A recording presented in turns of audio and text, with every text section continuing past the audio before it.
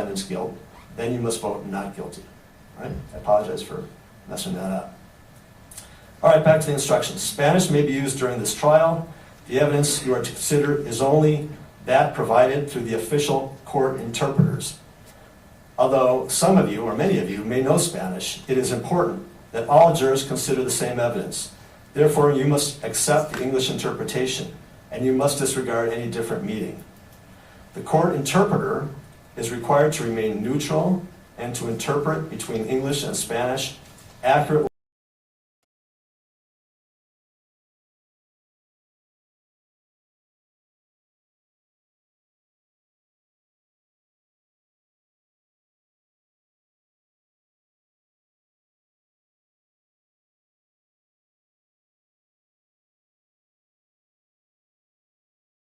Any greater or lesser weight than you would if the witness had spoken in English. It is important that each juror reach a decision based upon the same set of facts. The possibility that a word or phrase may have another meaning is not a topic for discussion unless it is raised by counsel and resolved by the court. Therefore, you must consider only the English interpretation, disregarding what you heard in Spanish. You may not comment to other fellow jurors on what you heard in Spanish. Additionally, you may not retranslate for other jurors testimony that has been translated by the court interpreter, because that would be providing your fellow jurors with information that is not on the record. To assist you in considering the evidence that will be presented during the trial, I will now tell you about the crimes with which the defendant is charged. The defendant is charged with the following offenses. 1. Second-degree murder. Second-degree murder requires proof of the following. The crime of second-degree murder requires proof of one of the following. 1. The defendant intentionally caused the death of another person. Or 2. The defendant caused the death of another person by conduct which the defendant knew would cause death or serious physical injury. Or 3. Under circumstances manifesting extreme indifference to human life, the defendant recklessly engaged in conduct that created a grave risk of death and thereby caused the death of another person. The risk must be such that disregarding it was a gross deviation from what a reasonable person in the defendant's situation would have done. The defendant is separately charged in count 2 with aggravated assault. The crime of aggravated assault requires proof of the following. 1. The defendant committed an assault, and 2. The assault was aggravated by the following factor: that the defendant used a deadly weapon or dangerous instrument. Assault, which is a component of count 2 of aggravated assault, requires proof of the following: that the defendant put another person in reasonable apprehension of imminent physical injury. The defendant has pled not guilty to these charges. The state must prove each of the charged crimes beyond a reasonable doubt. I will give you more details and information about each of the alleged crimes in the final instructions. The trial is expected to last through February 19th, 2024. That's an estimate, and we will do our best to move the case along, but delays may frequently occur. Those won't be anyone's fault, so do not hold them against the parties. Delays will usually occur because the attorneys and I often may need to resolve certain legal matters before these matters may be presented to you in court, or because I may be busy with other matters. The usual hours of the trial will be from 8:30 to 4:30. We will take short recesses about every mid-morning and mid-afternoon, and may occasionally take stretch breaks in place. We will recess at 12 p.m. and begin at 1:30 p.m. unless a different starting time is announced prior to recessing for the evening. You may assume a starting time of 8:30 a.m. for the next day. At the beginning of the day, please assemble in the jury room for this division. Please do not come back into the courtroom until you are called by the bailiff. And that's, as I mentioned yesterday, Tuesday through Friday. Okay, Monday is a day off. All right, we're on the top of page 12, and we're almost finished. Criminal trials generally proceed in the following order. First, the prosecuting attorney will make an opening statement, giving a preview of the case. The defendant's attorney may make an opening statement outlining the defense case immediately after the prosecutor's statement, or the defense may postpone its opening statement until after the state's case has been presented. What is said in opening statements is not evidence, nor is it argument. The purpose of an opening statement is to help you prepare for the anticipated evidence. Then, second, the state will present its evidence. After the state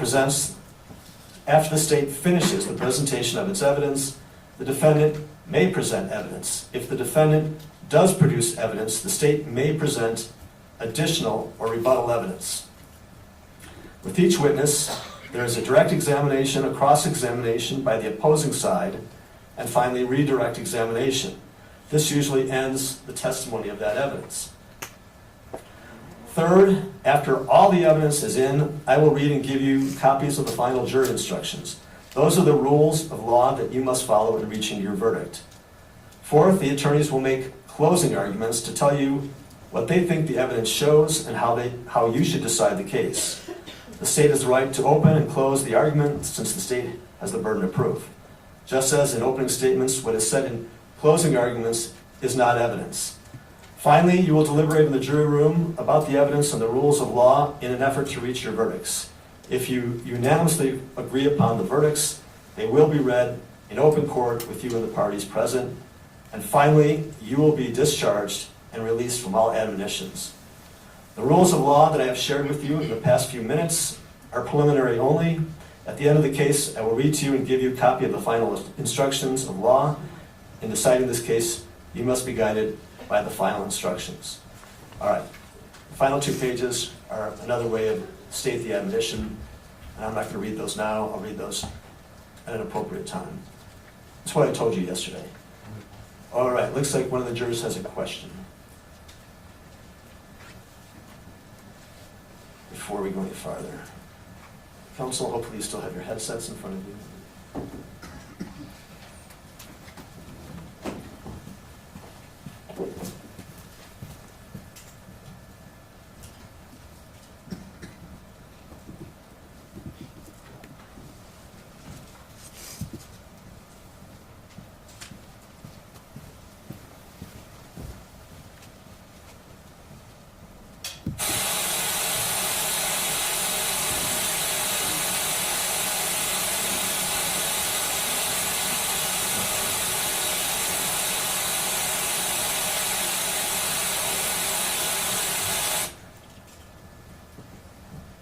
Apparently, one of the jurors caught me in another mistake, and I really appreciate it. Thank you. This trial will, I guess I said the trial will last through February 19th. It should last through April 19th. That's when the instruction. So thanks for the correction. And obviously showing us that people are paying close attention. So I'm going to mark the first question. It's question number 1. I'll mark this. It's not really a question, it's a correction. This is question number 2. Now give us the clerk to file it. And the state may make its opening statement, either Ms. Hunley or Mr. Jay. Thank you, Your Honor.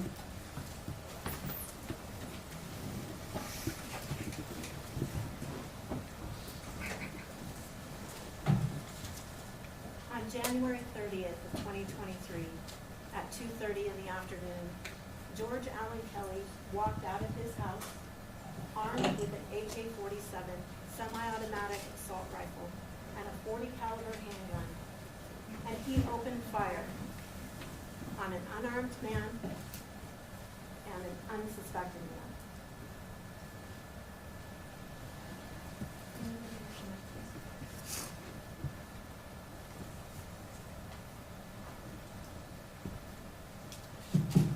Can y'all hear me better now? As I was saying, Mr. Kelly, armed with an AK-47 semi-automatic assault rifle and a .40 caliber handgun, walked out of his house and opened fire on 2 unarmed men who were unsuspecting. Those men were 115 yards away from Mr. Kelly and his residence. That's the length of a football field. Those men, Daniel Ramirez and Gabriel Quinn Butimea, posed no threat to Mr. Kelly and no threat to his wife. They were walking parallel to the Kelly residence, headed back to the United States-Mexico border.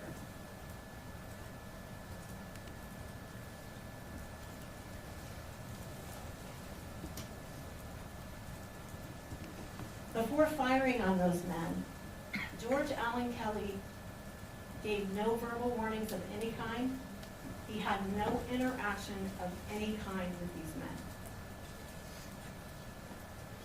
Out of nowhere, without saying a thing, without any legal justification, George Allen Kelly let off a barrage of semi-automatic assault rifle fire at these two men.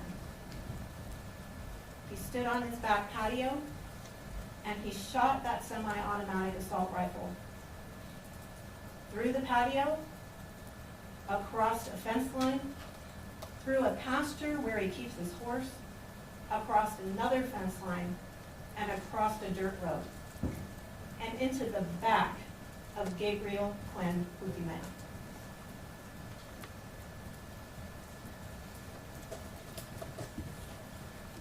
Now, Daniel Ramirez was just steps away from his companion when he saw Gabriel shot in the back.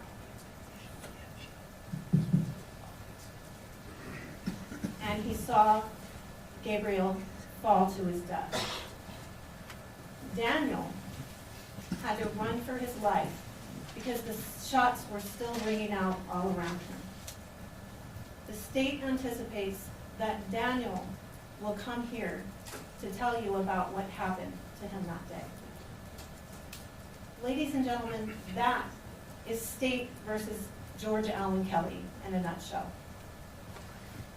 On the screen you see in front of you, on your right, you see a still photo of the video interview of George Allen Kelly on the day of the murder. On the left is a photograph of the view from George Allen Kelly's back patio as you look out toward the area where Gabriel fell and died.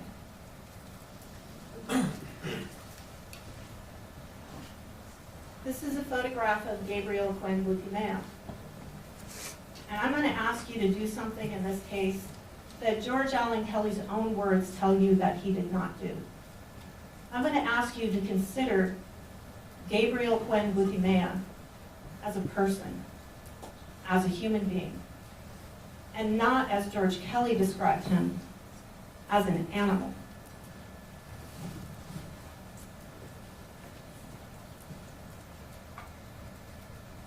Now, again, this is the view from George Allen Kelly's patio. You'll see you're looking out from his patio, out past his gazebo, and towards that pasture area I described a minute ago. And it's past that pasture area, past a dirt road, is where Gabriel fell and died. I want to show you the view from the other direction. This is the view through the pergola, or the gazebo, and back toward the area where George Allen Kelly was standing. And you'll see in that photograph, sort of on the right, as you look through the gazebo, a door. That's not the main door into the residence. There are actually two doors on this back patio. There's another door that's directly behind that umbrella. And we'll show you another picture later that shows that door, but that's actually the door that George Kelly came out of. To the left of that in the photograph are two windows. Those are the windows to the living room area, and behind the living room area is actually the kitchen area.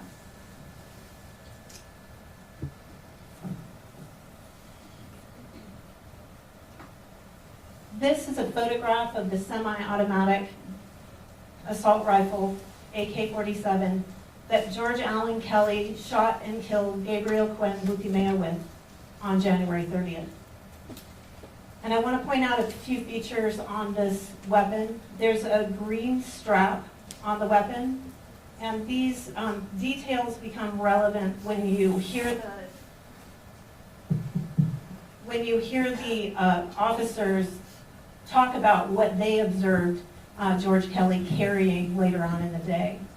So there's a green strap on the handgun, pardon me, and you'll see that there are some wood features on the AK-47 also, and that the metal on the weapon is a little bit aged from use.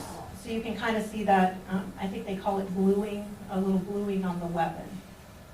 And if you look on the front end of the weapon, you'll see that taped with black electrical tape is a flashlight with an orange button on it. And just below the AK-47 is what's referred to as the magazine. Sometimes it's called the clip because that's what holds the bullets that clips inside the gun. And that magazine holds 30 rounds. And rounds are what they refer to, how you refer to the bullets that go into an AK-47. They're called rounds. So this AK-47 holds 30 rounds. It also holds 1 round inside the weapon itself for a total of 31 rounds. And you'll hear from the experts in this case that this entire magazine can be expelled, can be shot within less than 6 seconds. This is just the other side of the AK-47 for you to see, and a better view of that green strap that we referred to earlier. This is the .40 caliber handgun that George Kelly had on his hip that day when he exited his house. Now I want to go back to this view from George Kelly's patio because there may be something that you didn't notice about this photograph. And that is that off in the distance, there is a detective standing in this picture wearing a black polo shirt and a tan pair of pants. He's not a small detective. He's about 6 feet tall. He's a good-sized detective. And that detective is standing in the spot where Gabriel fell and died in this case. And that red circle with the red arrow is pointing you to where the detective is. And if you still can't see it, that yellow arrow is now pointing directly at the detective. That's how far Gabriel and Daniel were when the defendant opened fire on them that day.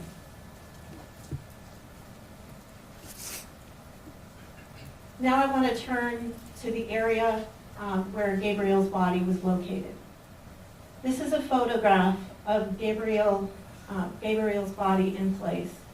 And what you see in this photograph, first I want to point to the background of the photograph. You see some lights in the background? That is the Kelly residence. And so you can see them sort of off at the top part of the photograph, off in the distance. Now below that, and just in front of that, you see a tree. Now keep your eye out for that tree because we're going to go through some other photographs and some drone footage later, and you'll want to have that as a marker when you're looking for things. In the foreground of the photograph is Gabriel's body, and you'll see that the grass was very high and probably about 2 feet at the time, and it's that yellow straw grass. And you can see that Gabriel's body was very difficult to see in that terrain. Gabriel is wearing some tan boots, some tan pants, an olive-colored jacket, and a camouflage backpack. This is a close-up, closer-up picture of Gabriel. Again, you can see the tan boots, the tan jacket, or the tan pants, pardon me, the olive-colored jacket, and you can see a camouflage fanny pack along his side. And you can see the camouflage backpack, which is kind of up over his head. And you can see from these photographs that Gabriel is unarmed. There are no weapons in these photographs. There were no weapons located near Gabriel's body. In this photograph, You can see the blood seeping through Gabriel's jacket on his back where he was shot. And Gabriel was shot here on his back. And this is a close-up of the gunshot wound. You can see the gunshot in. You can see the gunshot entry wound on his green jacket. And you can see that the blood has seeped around on the jacket. Also in this photograph, you can see that strap from the fanny pack that's down along the side. In addition to the, let me just try to switch out here. We'll see if that works any better. Sorry for the interruptions, folks. You can also see in this photograph that Gabriel has a radio on his waist. So you can see the black antenna from the radio sticking up on the side of him.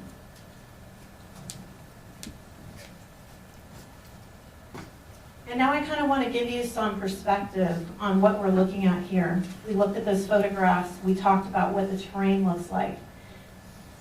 But you'll learn during this trial that we asked for some assistance from some other agencies. One of those agencies is the Department of Public Safety. And they have an aerial drone footage. And they came out with their aerial drone and they took some video footage and some photos of the terrain. And you'll see on the left, there's and what that drone footage allows us to do is take really accurate measurements from those photographs. And you'll see they're overlaid on a computer screen. The officer who operates those aerial drones will be able to give you some real good idea how those work. But essentially what the trooper did is he ran that aerial drone over the area, and it gives you sort of like a bird's eye view of what that area looks like. And if you take a look, it's kind of hard to see in the photograph on your left, but you'll see that there's an up and down line in blue, and that's the north-south line. And you'll see a line that goes left and right. That's your east-west line. That's in red. And the green line is measuring the distance from Kelly's back patio where he shot to the area where the victim's body was located. And it's kind of difficult to see the end of the green line, but can you see it's on the other side of that dirt road? That's the location where Gabriel's body was found. Now on your right, you'll see the still shot of the aerial drone footage. I'm going to play that aerial drone footage for you, but it goes kind of quick, so I want to give you a little bit of a preview of what you're going to see. What you're looking at right now is like 3/4 of the top of the Kelly residence, and you can also see the Kelly back patio there. You'll see there's a fountain. You might want to keep that in your mind as a reference when you're looking at some of these photographs. And to the right of that, you see some orange cones. It's sort of in that general vicinity that George Allen Kelly shot that day. And those are where we took the measurements from on the patio, was from those orange cones. And you'll learn throughout the trial that to the right of the orange cone is the area where the spent shell casings were located in this case. So just to give you some orientation on what you're looking at and what you're going to hear during the trial. But just past this patio, you'll see the gazebo that we saw in the other photograph. Then you'll see a pile of metal structure on the right. It's some kind of smoking pit. And then you'll see a pile of wood just before a fence line. Then you'll see a pasture where the defendant keeps his horse. You'll see the second fence line. And then you'll see the dirt path just past that. And then it's past that you see the tree we saw in the photographs, and then 4 orange cones that depict the area where the victim's body was located, where he fell and died.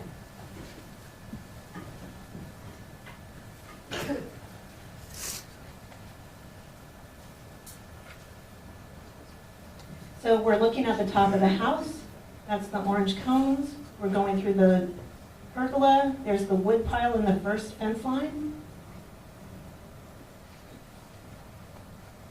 And it's kind of difficult to see, but if you keep your eyes peeled, you'll start to see now the second fence line, and it sort of goes up at an angle to your left.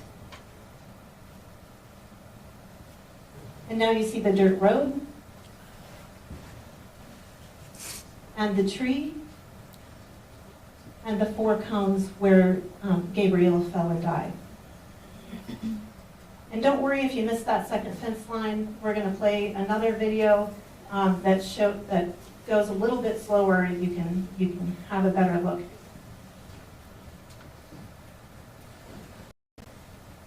So on to the next video. Again, you see that same diagram on your left, and on the right is the second drone video. So we're looking again at the top of the Kelly roof, and then we're going to see that same thing, that patio, the pergola or gazebo, and the smoking pit is that metal thing. Then you'll see the pile of wood, the fence line, and then keep your eyes peeled for a little bit for that second fence line and then the dirt road.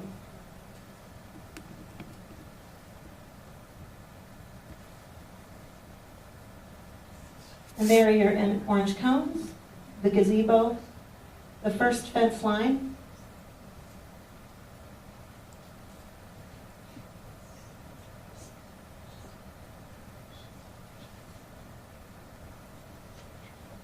and then now you can see the second fence line. And you can see it sort of goes off diagonally toward the road. Everybody see that? And then you see the dirt road and the 4 cones where Gabriel's body was located.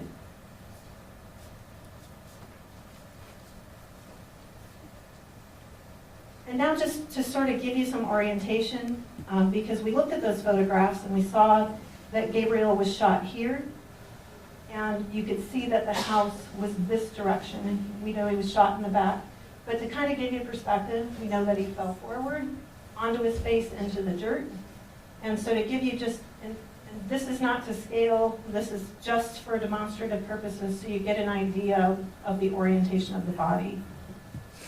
You can see that small little person we added there to that screen. That shows you the orientation of the body. So he was face down, head to the south, and feet to the north, with the bullet entry lined up with the back of the Kelly house where Kelly shot from.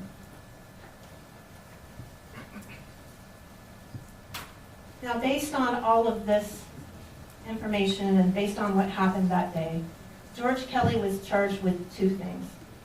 He was charged with second-degree murder, and he was charged with aggravated assault with a deadly weapon. The second-degree murder relates to the death of Gabriel, and the aggravated assault with a deadly weapon relates to the shooting at Daniel. So second-degree murder is one of the more complicated crimes, lucky you all, but it's what's called a unified offense. That means there's 3 ways that the state can prove second-degree murder. You all don't have to agree on which theory of second-degree murder the defendant committed. You only have to agree that he committed one of these theories of second-degree murder. And you all have to be unanimous that he committed the murder. You can just decide that there are different ways in which he committed it. So I'm going to talk to you about the 3 ways that the state can prove during this trial that the defendant committed the murder. The first way is by proving that the defendant intentionally killed Gabriel Glenn-Lutiman, that he shot him, that he intentionally shot him, and that he caused his death. The second way is the state can prove that Kelly caused Gabriel's death by conduct that he knew would cause death or serious physical injury. So those are the 2 simple ways. The third way is the more complicated way, but it's also the easiest way.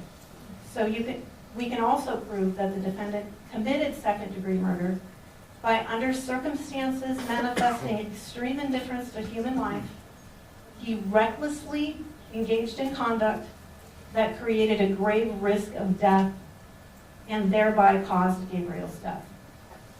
So that he behaved recklessly, manifesting an extreme indifference to human life, and that he created a grave risk of death and did cause the death.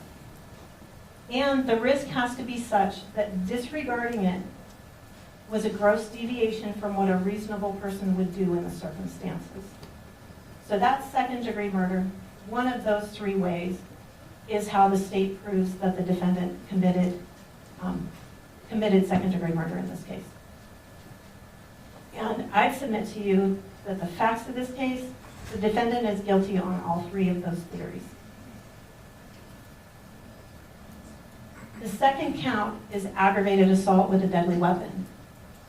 And in aggravated assault with a deadly weapon, the state has to prove that Kelly intentionally placed Daniel in reasonable apprehension of imminent physical injury. In this case, that's by the conduct of shooting a gun in his direction. That would place anyone in reasonable apprehension of imminent physical injury. That means that they think they're about to get injured. That's pretty much what that means. And that he did so using a deadly weapon. We know he used his AK-47.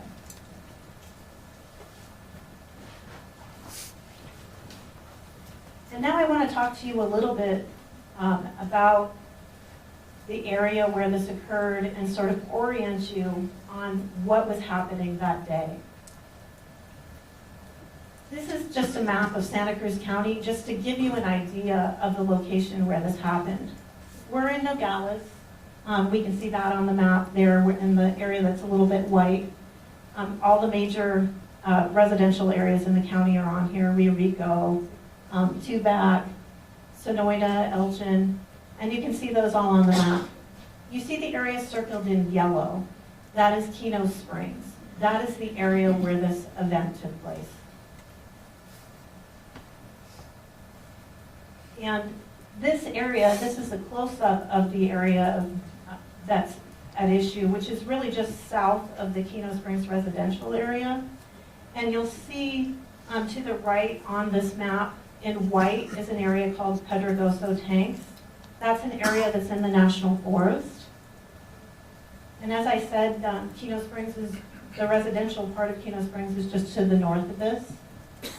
And Nogales, where we are today, is just to the west of this area. And to the northeast of this area is Patagonia. And you'll see along the bottom here is the United States-Mexico border. And you'll see this area where the arrow points is right where the border wall ends. You'll see like a dirt road that comes right up from the map. Where that arrow points, that the border wall ends, that is right where the border wall ends, right where that road comes directly up from the end of the border wall there. Over on the right of this map is the National Forest. And the National Forest, right where the border wall ends, is where the National Forest begins. And on January 30th of 2023, let me go back to that map for a second. Daniel Ramirez and Gabriel Quinn Butimea were with a group of undocumented migrants, illegal immigrants, who crossed the border illegally at the end of the border wall. And they crossed the border really early that morning, and they hiked up into the National Forest. And they've been hiking all day in that area. And you're gonna meet Daniel. Daniel's gonna come here and testify. And you're gonna learn that Daniel is a really humble guy. Daniel comes from Honduras, and Daniel had spent many years in Mexico. He has a 5th or 6th grade education, and he generally works as a farmhand on in a small village in Mexico. And you'll learn that, obviously, for someone with his educational background and with his occupation, he struggles to get by in the off-season. And sometime sometime before January of 2023, he was working a masonry job during the off-season in Nogales, Sonora, and he met Gabriel Butimea. And he and Gabriel started talking about getting work in the United States as a roofer. And as they talked, Daniel decided that sounded like a good idea, and so he paid illegal folks to come across the line illegally. He paid a fee to come across the line. And you'll hear that Daniel was traveling across and up and through the national forest that day with Gabriel and with a group of men, about 7 or 8 people altogether. And they were traveling up through the national forest. They traveled most of the day. It was about 2 o'clock in the afternoon, and they encountered some Border Patrol officers. And so they decided to scatter. They took off running all in different directions. Gabriel and Daniel stayed together, and they decided they were going to go back into Mexico and just give this a try another day.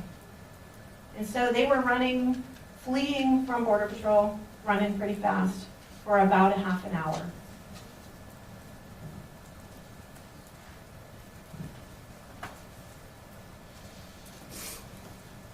And it was at about that time that they decided they were going to take a little bit of a rest. They were worn out from running. They're headed back to Mexico, and they're going to slow down and take a rest.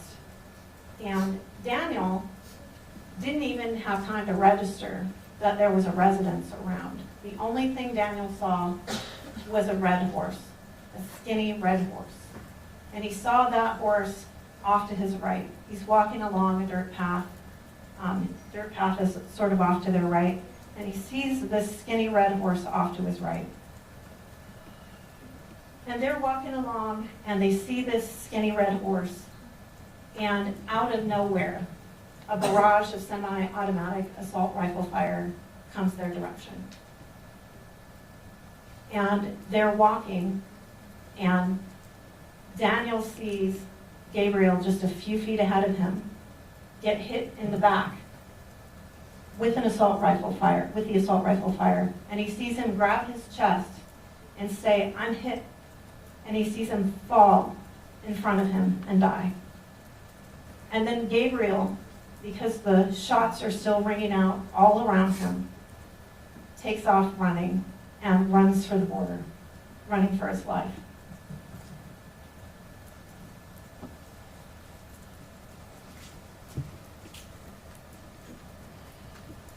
Now at around 2:30 that day,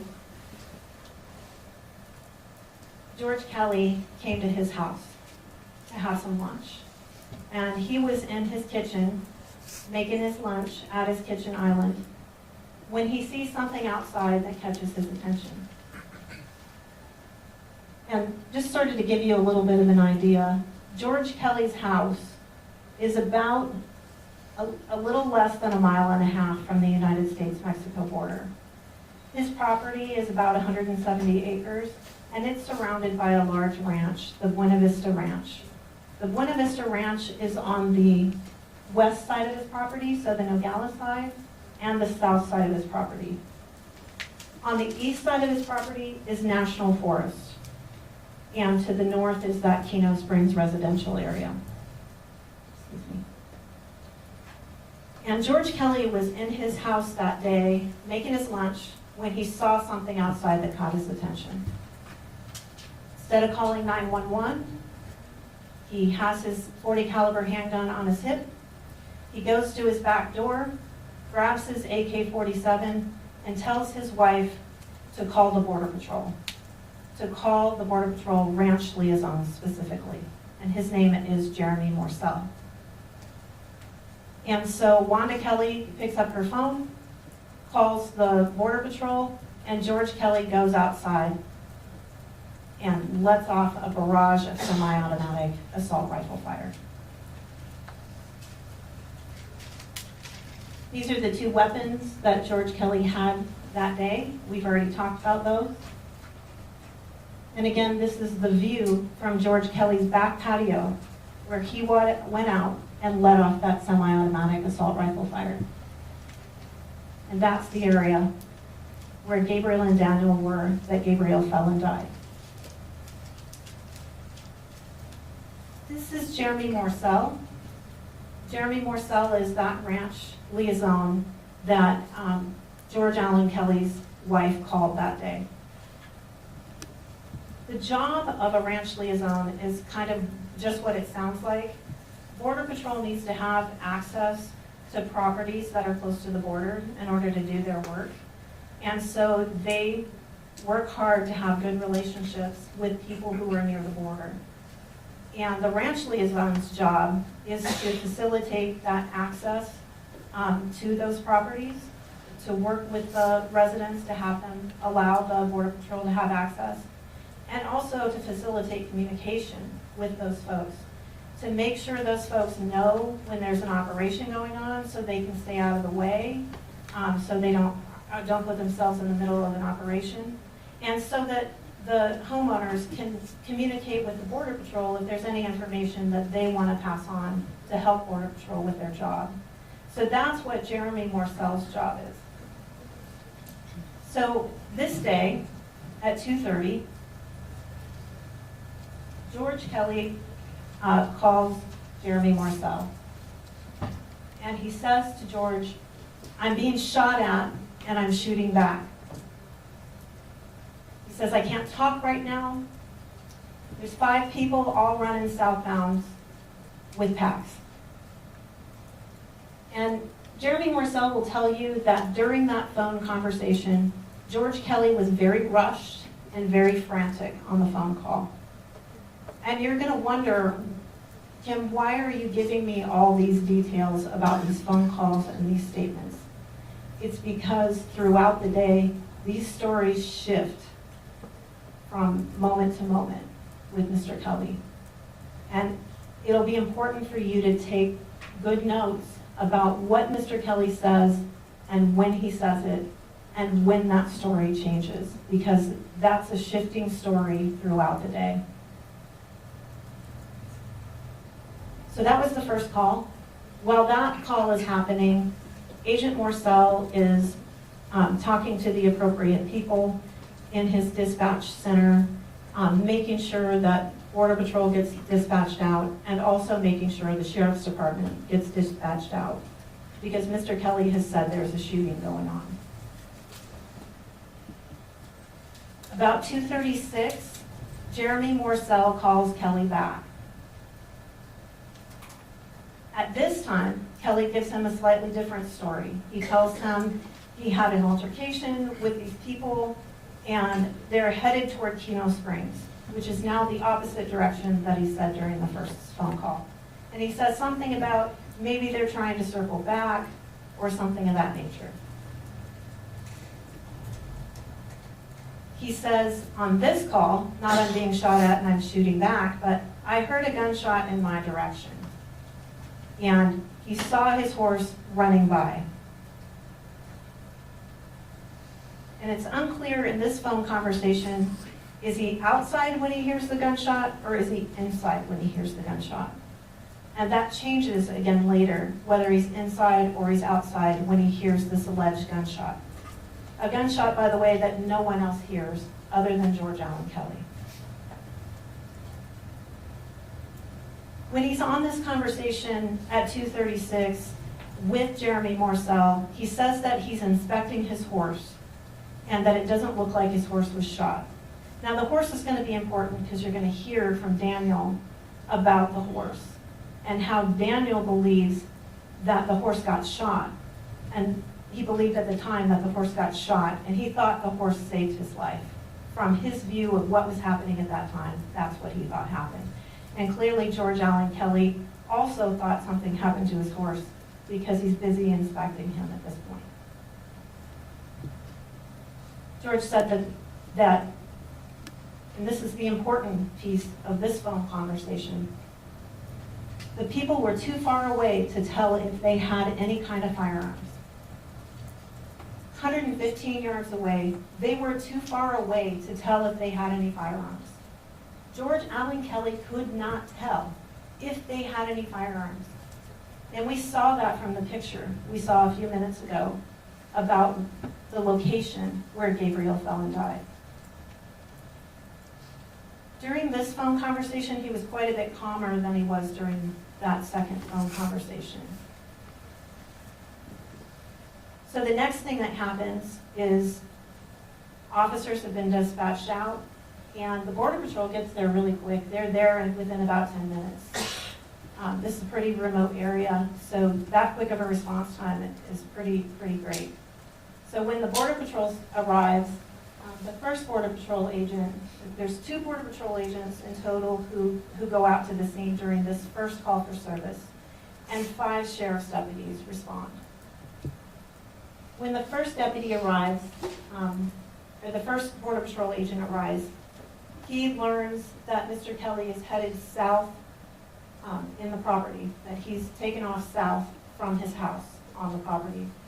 And before they go looking for Mr. Kelly, they decide they're going to search the area of the house for any kind of immediate danger. So they kind of split up, actually 6 of them, because the 5th deputy doesn't get there until pretty much everything's done.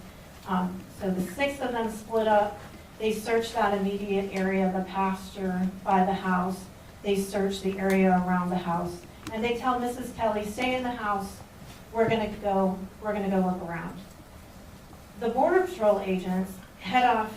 They just sort of hike straight across the property, and you'll see that they locate Mr. Kelly about a quarter mile south of the house, not far from a barn and a mechanical pump house. Like, it's a pump house where you pump water from a well in the ground. So it's got a little pump house.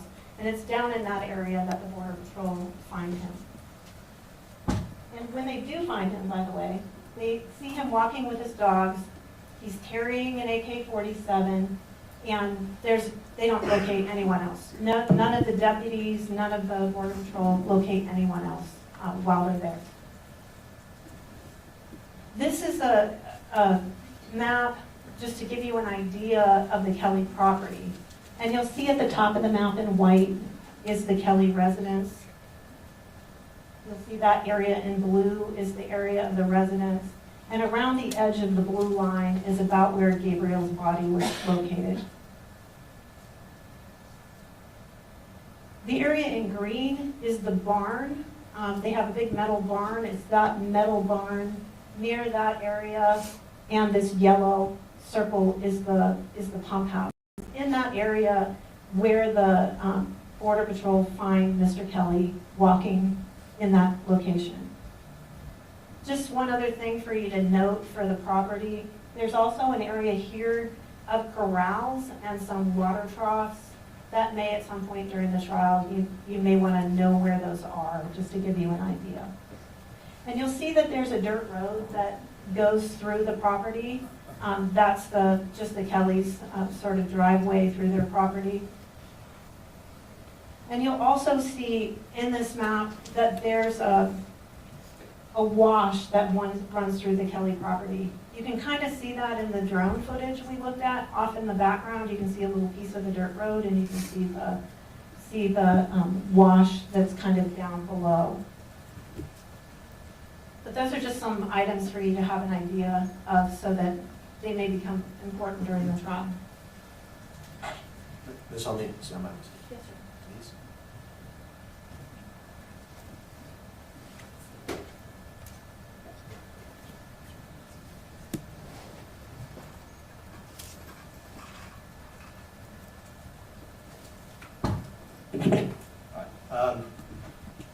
Court reporter's been going for about an hour and a half, and they need a break, as do the interpreters. Keep them going too much farther beyond that, but all the data we have suggests generally that we've prone to mistakes. So we'll take a 10-minute recess, and we'll continue with the opening statement. Rise.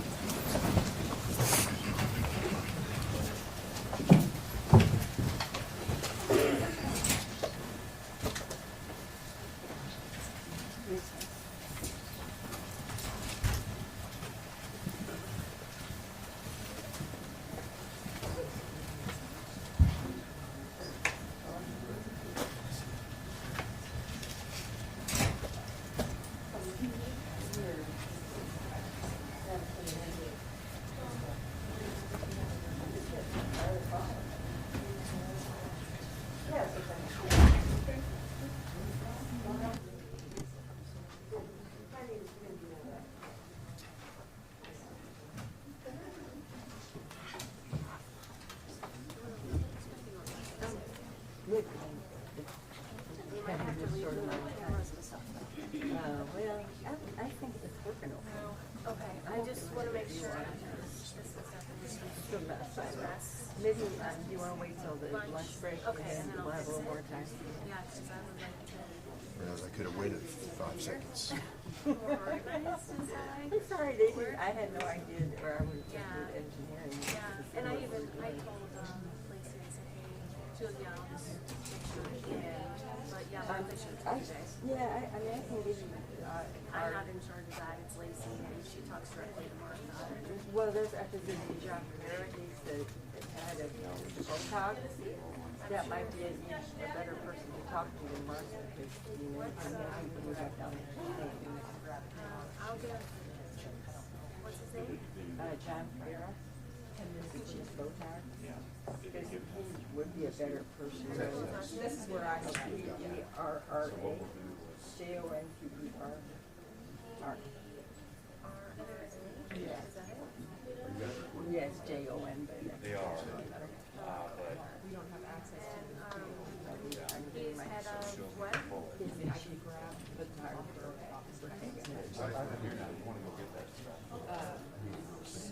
That way we can communicate to all of us photographers, because I don't know if there's anything. Oh my gosh. Once I was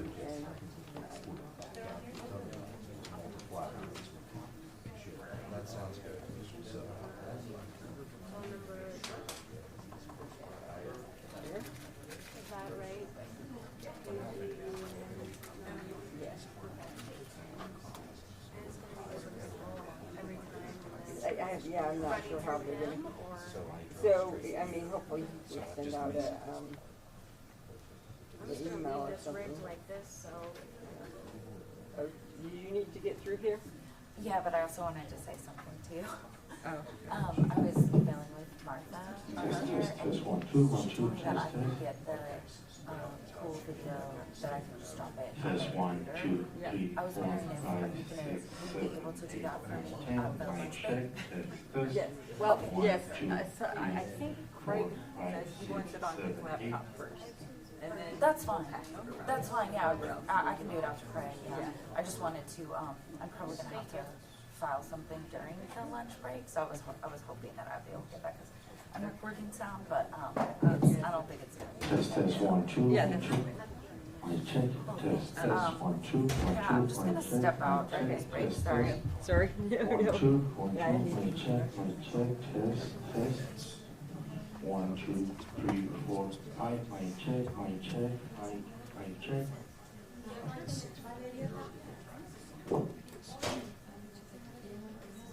court network, so they show up. Thank you.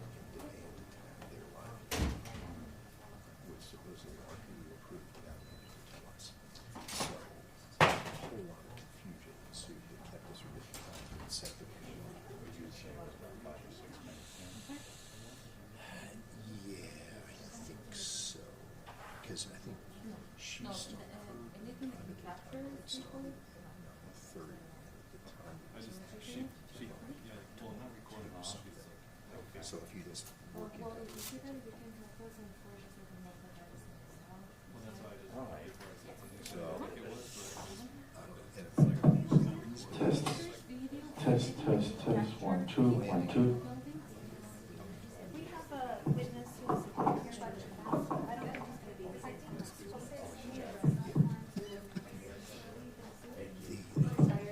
Okay. So you need an interpreter to show them with.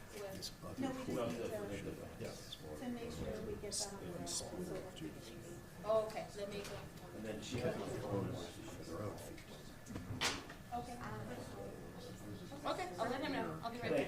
Yeah, well, have a seat just for a minute till the judge doesn't. I'm not that person. Right. It's Thursday. But whoever's at the pool is going to have to do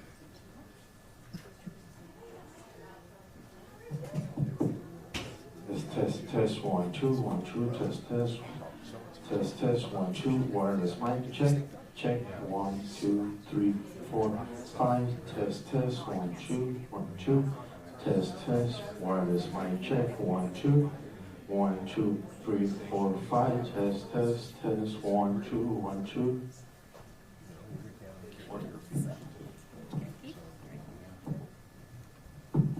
Test, test, test, test. 1, 2, 1, 2. Test, test, test, test. 1, 2. This looks like. What is my check? My check, my check. 1, 1. Test, my check. 1, 1, 2, 1, 2. My check. 8:30 to noon, 1:30 to 4:30.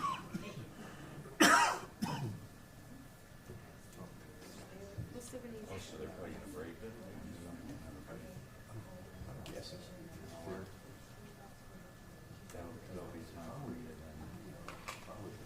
I wouldn't want to start a new witness with like 10 minutes to lunch.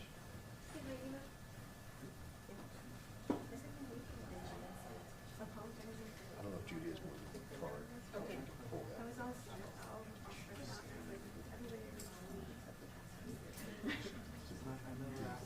She said you will. Yes. Okay, because that's.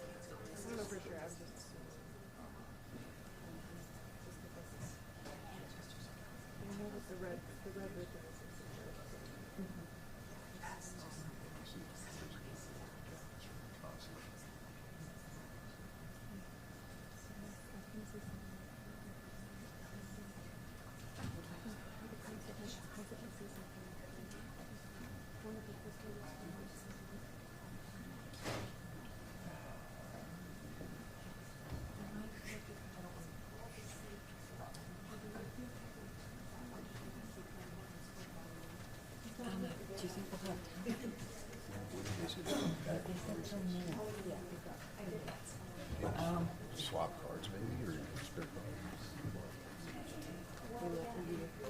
Yeah, I can, I have a second card, but probably gonna need all my cards, but I guess I can go back and forth with them. Yeah. You've got a little more time. And,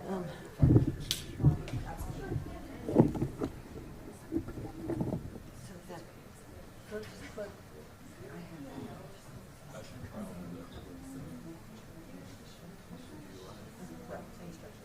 and then go on to this. And I remember right, your time period started at 9:30, but it was actually about 9:22, so it was just that much earlier. 7 and 45 seconds. Something like that, or just do it over later. Okay, you need in here?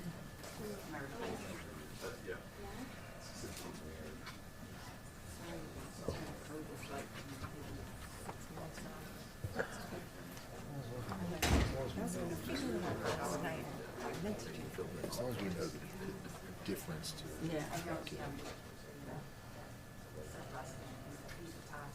can try that. The final answer that, so when it was. Yeah, I'm going directly from file. Right. Our stuff records a bunch of other extraneous files. The ones you want to use and stuff, say MX. The others are some sort of data file that's final cut likes that you don't even use. Yeah, I might can run it, it's this little extra Yeah. paper document. It's just waste, it's just something that's gonna waste time on adjusting.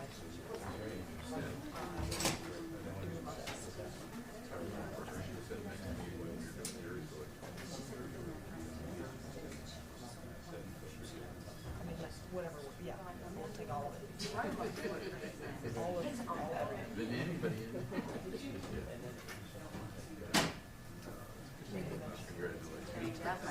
I just for our own reference, it was useful when the judge explained the different variations of secondary.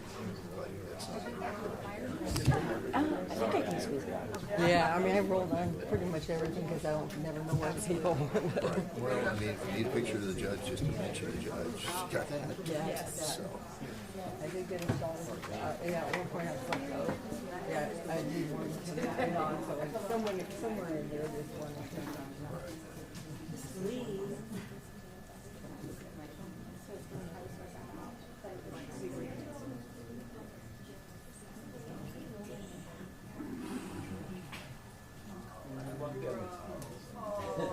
It's probably not going to be a quick ingest because it's a big we're on the TV, it's small. Yeah. You said you're receiving back.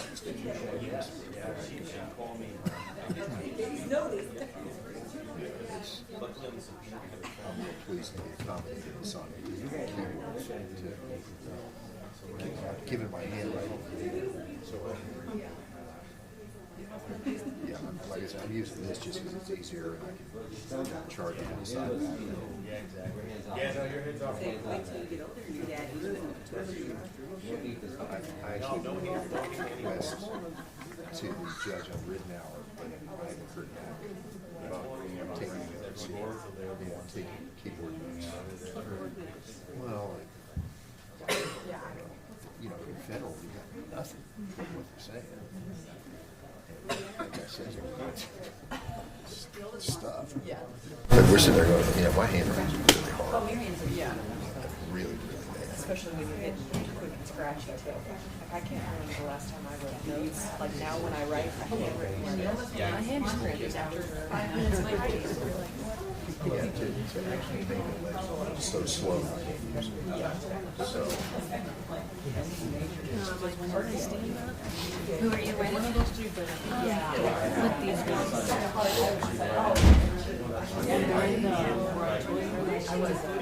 Oh, yeah. Did you come out of New York for this? No, I'm in Oh, okay. I don't have any media.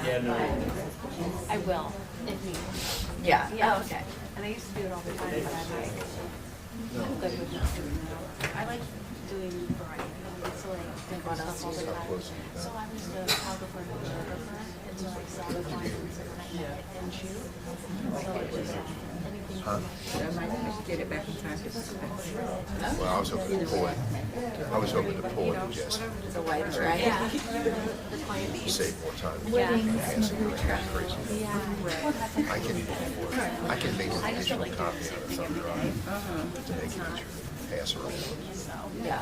Yeah, I'll do this and then working with them, I'll do, you know, probably more stuff in Tucson than they have it. This one's not a bad drive. Yeah. Where are you? Tucson. Okay, yeah. There's a public meeting. Okay, nice. Yeah. Well, nice to meet you. Me too, Danielle. Neil, I'm Jen. Jen? Yeah, nice to If meet I you. were a juror, I wouldn't want to be dependent on my notes for that. Are you gonna come in every day? He said, and they told me to. I think I'm pretty sure it's Just, Tuesday. I'm low for Friday. six. I don't know. That was pretty, so that's what I thought. I thought it was every day, some Mondays, but. Yeah, and so I don't know except for high school, but I would be. For some reason, federal, Yeah. even though it's a new building, Yeah, I used to be able to spell when I was younger, but now I used to be running, so I, you know, I used to read well, now you also have to watch for dumb and it could articles change. that make something totally. I'll just wait till they give me like that, the right dates and time. Yeah. Are you? Probably come. I'll definitely come for that. Well, probably come up later. And if Georgia would come to testify, so yeah.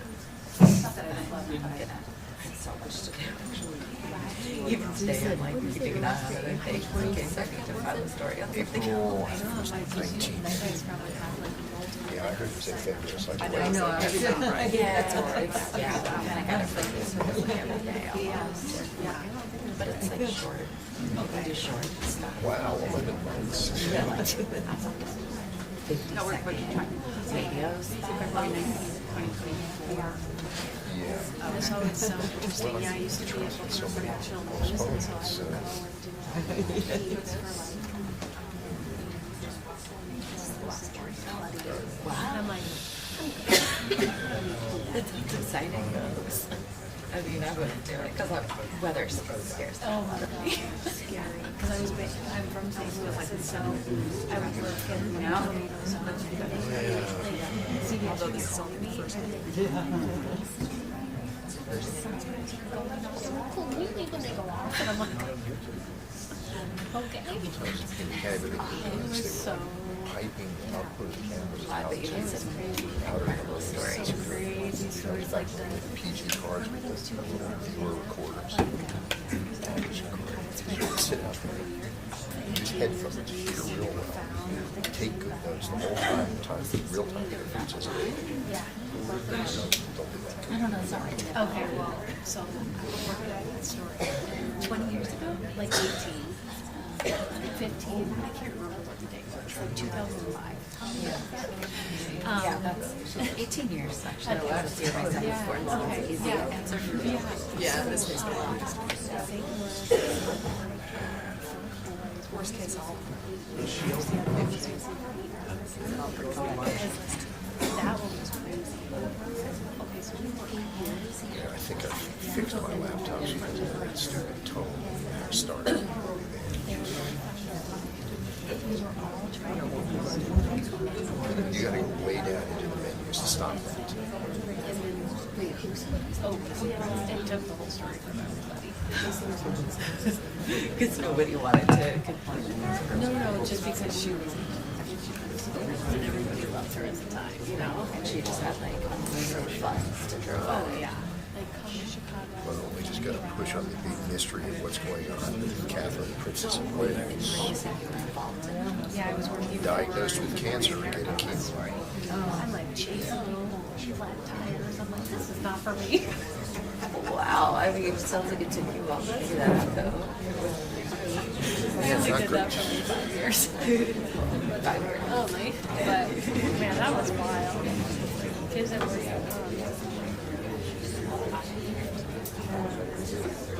I'm gonna get his name and see if he remembers. 2005. Like flood stories, so we would do fun stuff like, I mean, not the flooding is fun, but like go through firewall, hit a phone with the mail, like do interviews. Yeah, no, that's really cool. You know, like going through in the towns of Yeah, that sounds wild. it was wild. Good stories, but you know, the devastation was sad. So this guy, Ben Obi, and Well, I got, the thing I have my pretty worse with. No, but I was living in Mexico and I knew nothing at the time, so I probably wasn't paying You were attention like- to the news, to be honest. yeah, his name was Sean Horvath. I'm skipping it for 8 years. No, this is, oh yeah, this is the kid he had for 8 years, and then Ben Obi was the kid he had for 8 months, and then he was working at an email parlor. And then he like, And the kids didn't flee because they had like, whatever. what's it called? Stockholm Syndrome. Yeah. Anyways, I worked on that story, but that was crazy. And stuff like that. I was the producer for Crime Wants You with Chris Hansen, and I was having like nightmares because of those stories. So I was like, not good. Yeah. Even this, I'm like, Confusing going back and forth between I'm good. SD cards. Yes.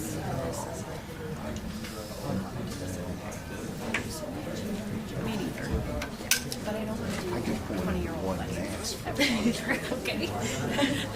That sounds really bad. I'm like, 20-year-olds getting married. I think this guy is 6 months. Yeah, seriously, it finds out people like Not getting married out every night. Every single I'd want to like yell at them. every single thing.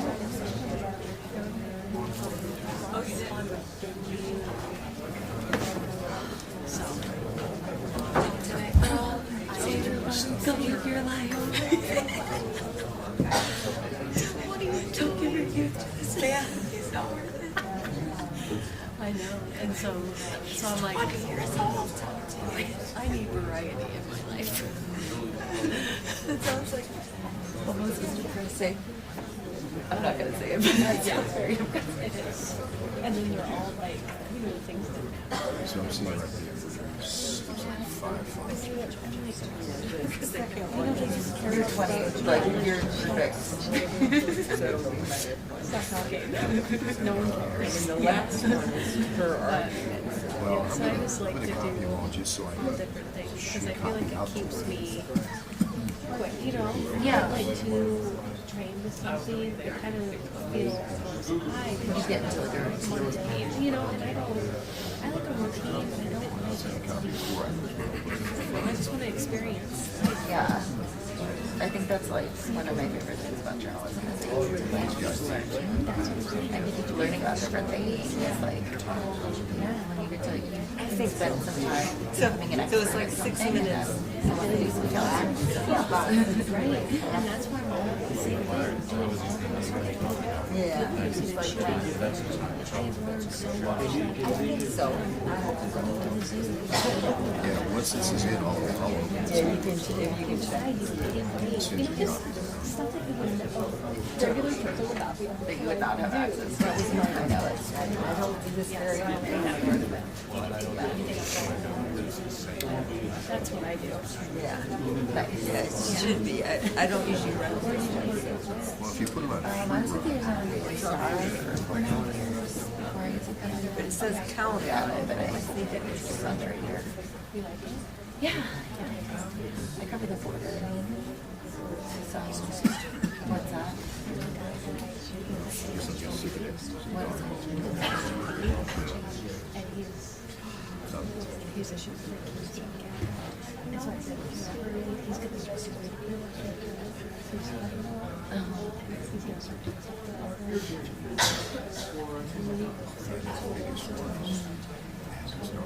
Who's he with? I don't know. I don't know. The police department. There's also I think that there's other branches that you never know really who everybody works for. It's just like freelancing. Yeah, he's a freelancer, and he's going to start doing this with a company that I just launched. Okay, I find that super interesting. Yeah, no, it really is. I enjoy covering it. Yeah. You go down there often? Yeah, I mean, like once every couple of weeks, I'll go to South Dakota, the border in Arizona. Yeah, there's like different things happening at different parts of the border. Yeah. Also, like, border is such a broad subject. Yeah. I think of it as like, I cover economy or economics, crime, environment, humanitarian issues, are kind of like the 5 buckets. Yeah. Yeah. Which is like so broad. So, Right. Yeah. Yeah. That's awesome. to be able to do this. Brian, por favor.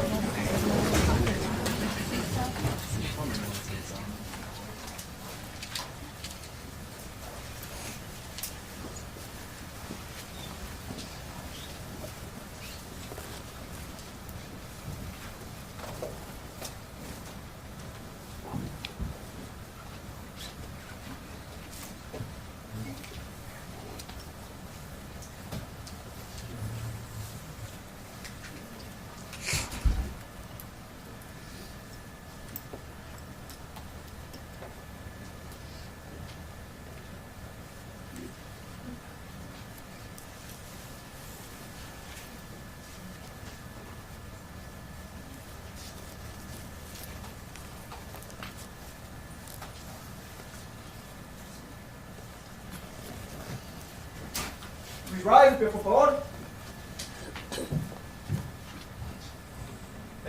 Please have a seat. show the presence of counsel, defendant, and all jurors. Well, all right, so everyone noticed that there's no water pressure in the building. Just found that out myself. Apparently a pipe burst in the city of Nogales down on, I think, 1st Street, which is down farther into the city. There's no water here, there's no water anywhere. Out of our control, I apologize. So what's happening is, well, before I tell you what's happening, I want to make sure I get this in.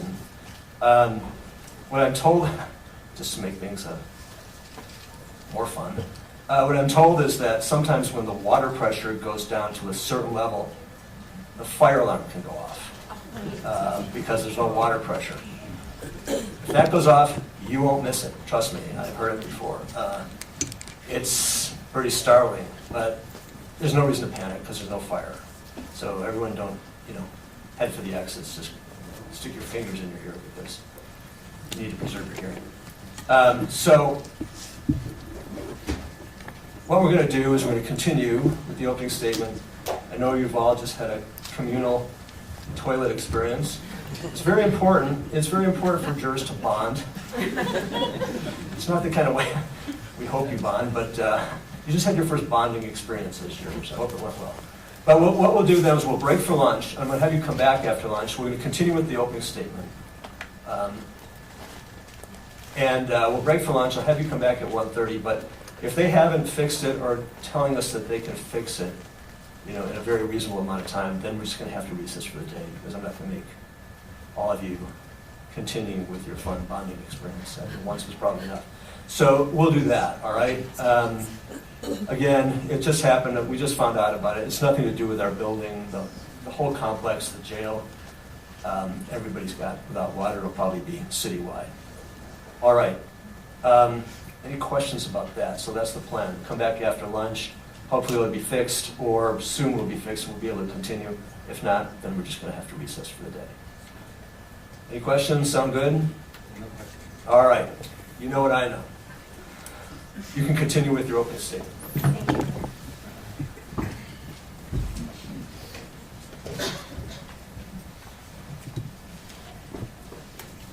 So we were talking about 3 o'clock, 3:15 that afternoon, the Border Patrol located Mr. Kelly, and they found him walking with his dogs, and he was carrying his AK-47.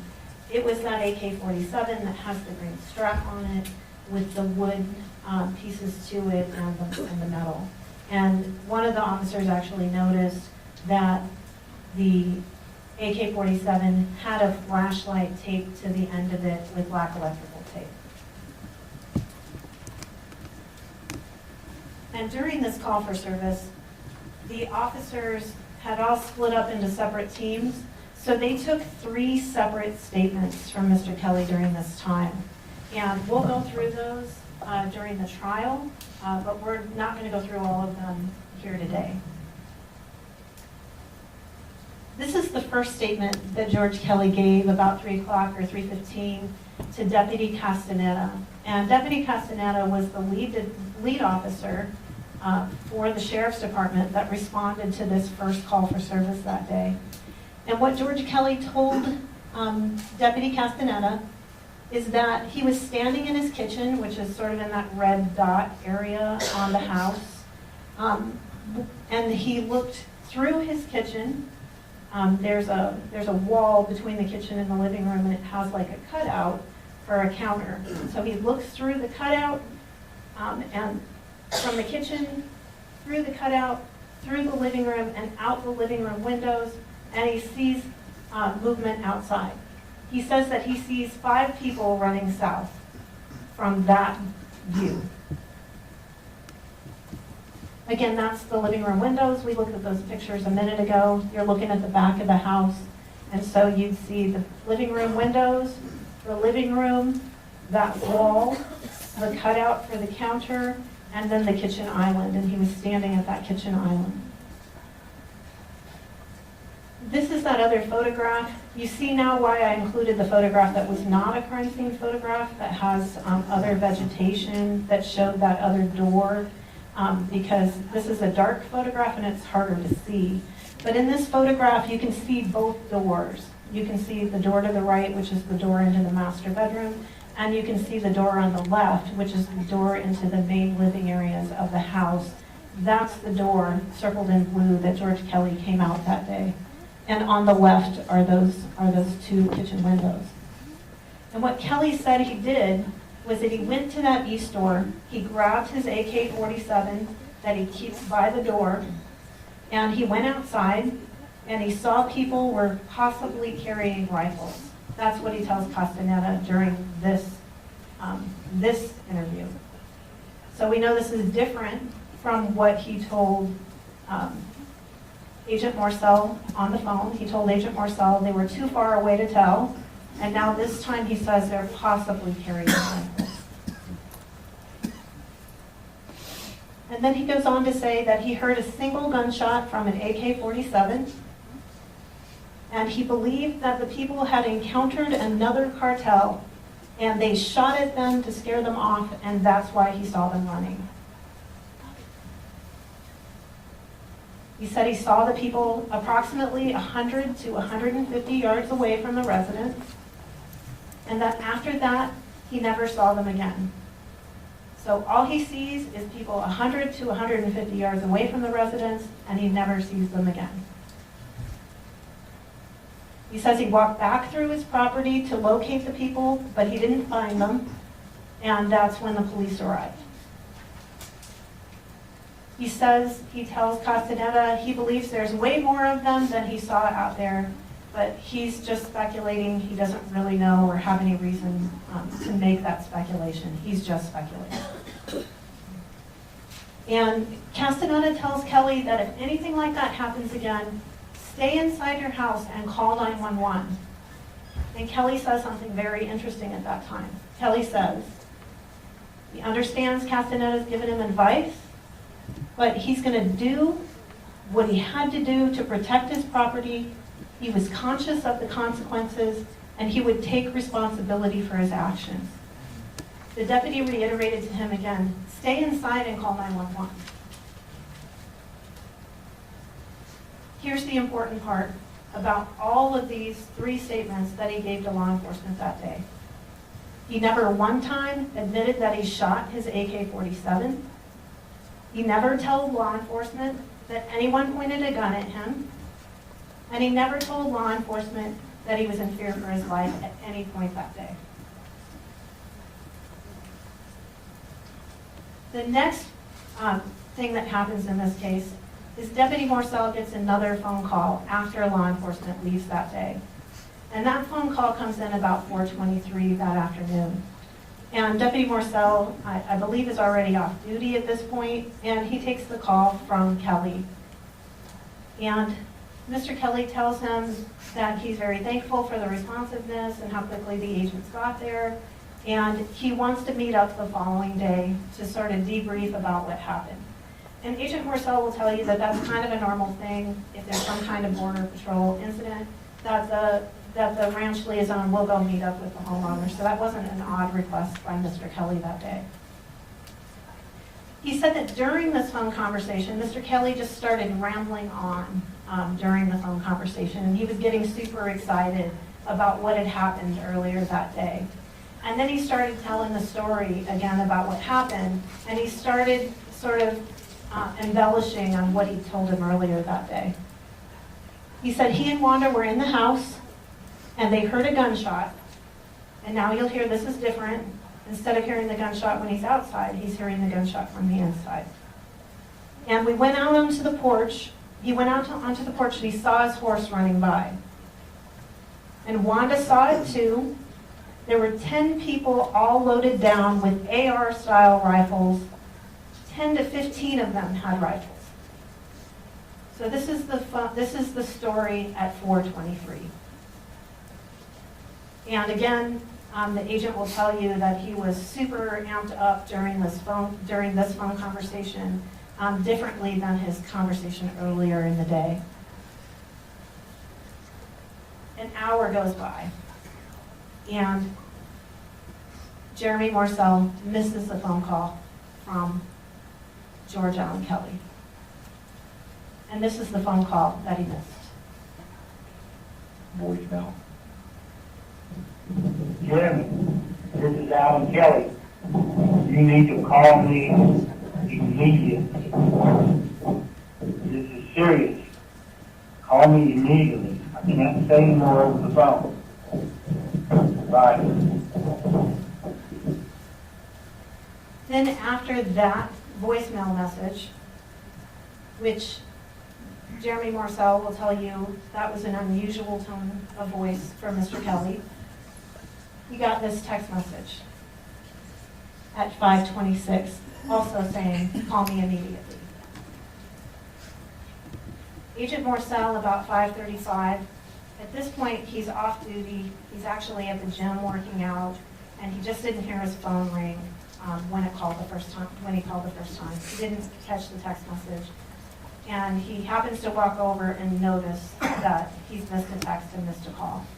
And so he tries returning Mr. Kelly's call. They kind of play some phone tag back and forth. They're both trying to call one another.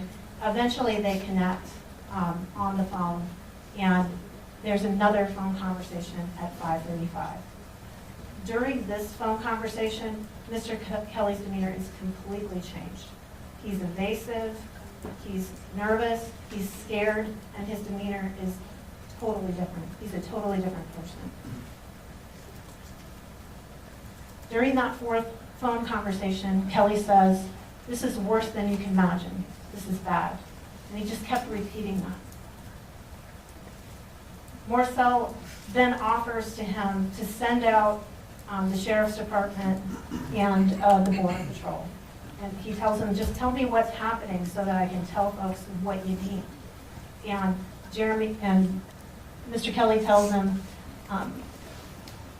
is continuing to be evasive, and Marcel then suggests that Kelly call 911. If he needs help, if something's happening, that he should call 911.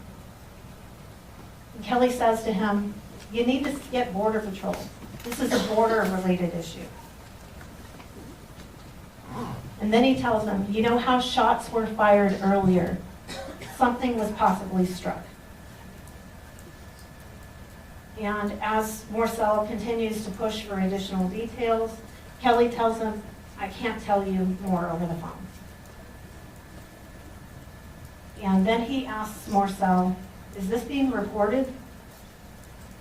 He somehow thought that a conversation with a law enforcement officer wasn't going to be reported if it was the Border Patrol.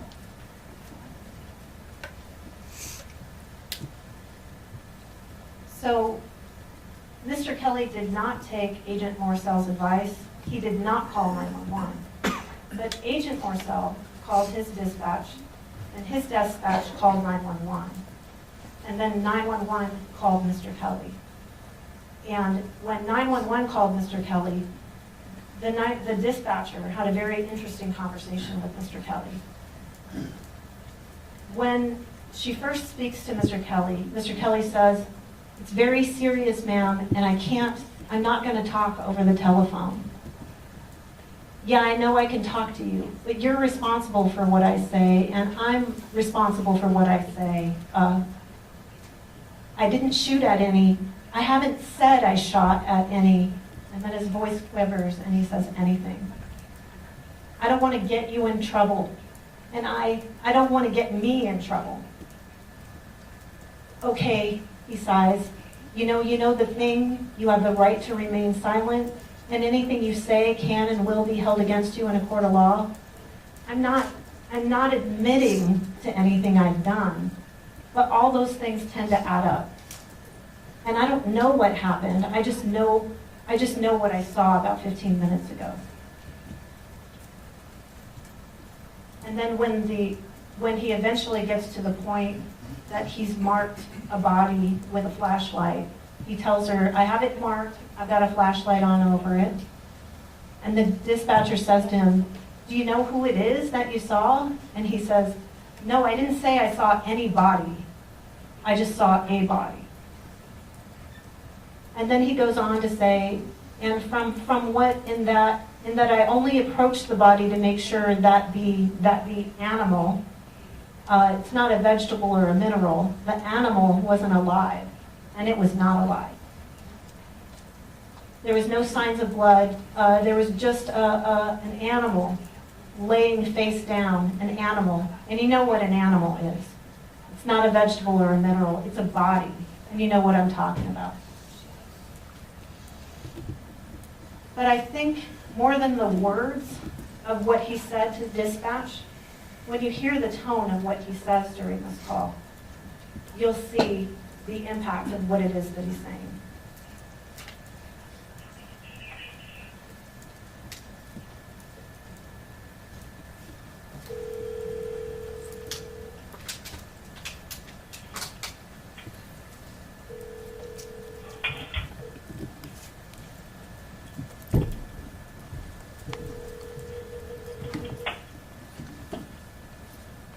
Hello?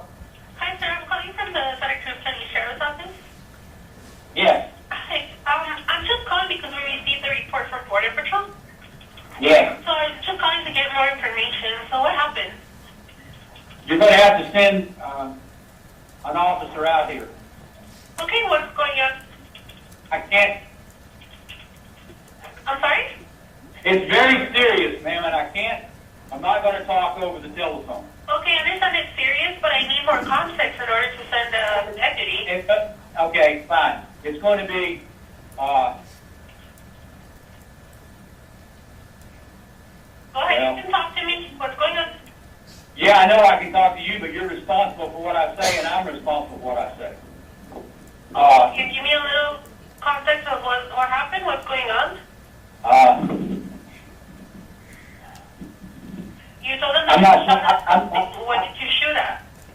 I didn't shoot at any. I haven't said I shot at anything. Okay, well, that's what Border Patrol told us, so that's what I'm just asking you. Yeah. Y'all guys, the Nogales Sheriff Department had 4 or 5 guys out here this afternoon investigating a Border Patrol drug running incident. And I don't know if I can't remember the officer's name. There was 2 gentlemen and 2 young ladies. Maybe third. And do you know who I'm talking about? They came out to 100 Willow Cross Circle. You mean for my deputies, correct? Yeah, they were Nogales. Yeah, I'm aware of what happened earlier. You're aware? Okay, then they're aware of what happened, and I don't want to get you in trouble, and I don't want to get me in trouble, but I don't want to break the law or anything like that. So what I'm telling you is that we need a sheriff deputy out here, 100 Willow Cross Circle, immediately, and that's all I can say, ma'am. Okay, is anyone hurt? I need to know, because if someone's hurt, I need to send an ambulance too. There's no. Okay, do you feel more comfortable talking to a deputy over the phone? Well, in other words, okay, you know the thing. You have the right to remain silent, and anything you can, I understand. you say can will be held against you. And I'm not admitting to anything I've done, but all those things tend to add up, and I don't know what happened.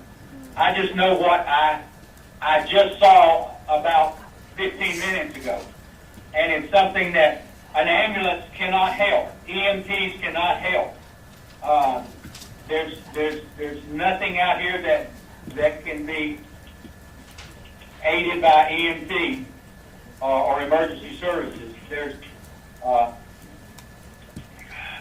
Okay, I understand you don't want to give me a lot of details, but what you are requesting an officer from me, so I needed to know for their own safety and your safety a little bit of what's happening, what's going on. Okay, I'll put it like this. Last spring, out here, there was a pickup found on East Sagebrush with a dead lady in it. I don't know if you knew of that or not. Yes, sir. I'm aware of what happened. Okay, it's a situation similar to that. How's that? Okay. You follow? You understand what I'm saying? I It's a understand what you're situation exactly like that. Okay. And so that's going to require the sheriff to come out here. Okay. Can you tell me a description of the No, vehicle? I don't have a description. There's not a vehicle. Okay. The only thing that I was referring to in conjunction with that accident was the body. Okay. You got it? Okay. All right. Okay. Can I have your name? Yes, George Kelly. George Kelly. Okay, George. Would you, if my deputy goes over there, would you take him to whatever it is that you found? Yes. I have it marked. I have a flashlight on over it. Because it's going to be dark when he gets here probably, but I'll take it to him. And you are sure an EMT cannot help? I am positive. I have a medical background. An EMT cannot help. Okay. Do you know whoever it is that you saw? No, I do not know. I didn't say it was anybody. I just said it was a body. Okay. All right. Okay. All right. I'm not trying to be smart, ma'am. I'm just I trying to. understand. You're trying to be careful, and I get that. However, I hope you understand that on my end, I have to take care of my deputies too. So I Yes, just needed a understand. little bit more context as to why you needed a deputy to head out there. Now you know that there is a body here, Okay. All right. Does it look somewhat? and it's not alive. So you asked, did you need EMT? I said no. Not sure. A coroner will be involved sooner or later. I understand. George, can you tell me something? Is it discolored from somewhere? Is it discolored? Yes. What does that mean? Has it been there for a while? Can you tell? From what? In that I only approached the body to make sure that the animal, it's not a vegetable or mineral, the animal wasn't alive and it was not alive. Okay. There were no signs. There was no signs of blood. There was just an animal laying face down. An animal? An animal, and you know what an animal is. It's not a vegetable or a mineral. Okay. It's a body, and you know what I'm talking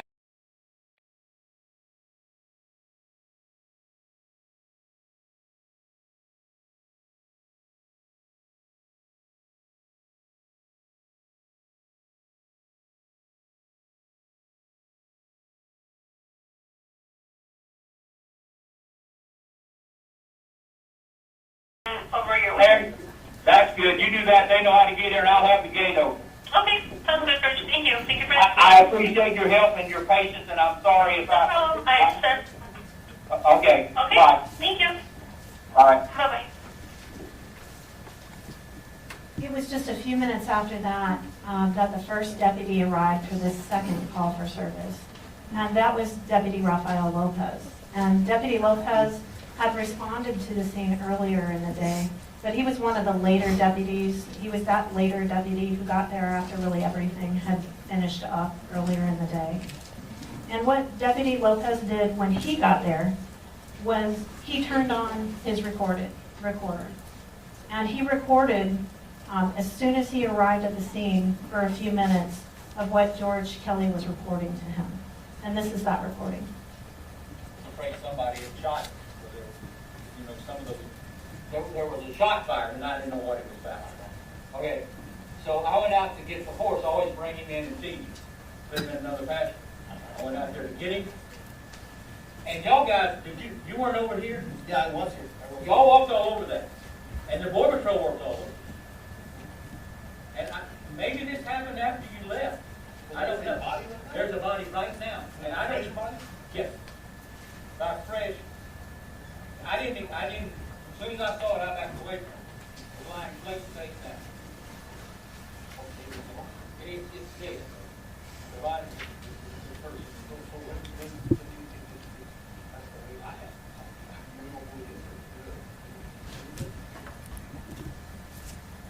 I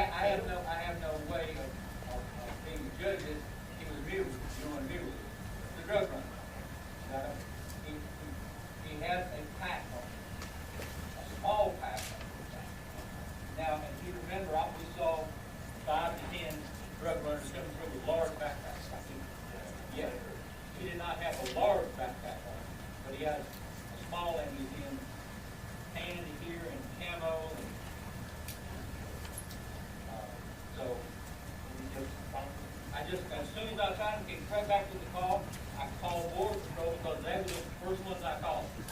Because I didn't really know how to call you guys. So I called Border Patrol, Jerry Morissette, he called the Border Patrol agent, and they said, and he said they're gonna call the sheriff and they'll send someone out there. Then your secretary or dispatcher, I suppose, called me. I was on the phone with her when you drove up. Okay. And she said he's coming out right now. What happened? I have no idea. I have no idea. I have no idea. I have no idea. And you know, if you were me, you got no idea. You know what I'm saying? Yeah. Ready? You can pull me right behind my car. Okay. You go ahead. I'm gonna leave the gate open. My dog will bark. Two black ones? Huh? The two black ones? Yeah, they're the car. Yeah. I'm sorry to drag you out. This is something that it ain't serious. Yeah. And it ain't like somebody stole my popcorn.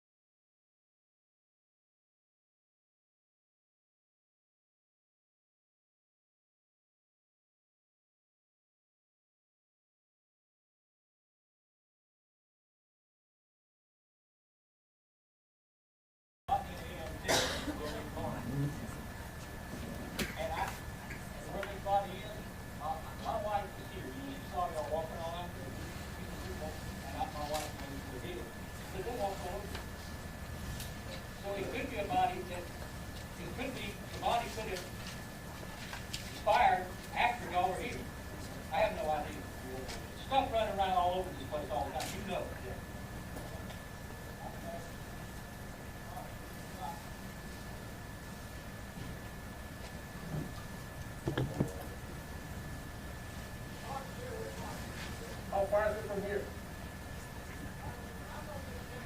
Okay, I'll take the spot heading over there.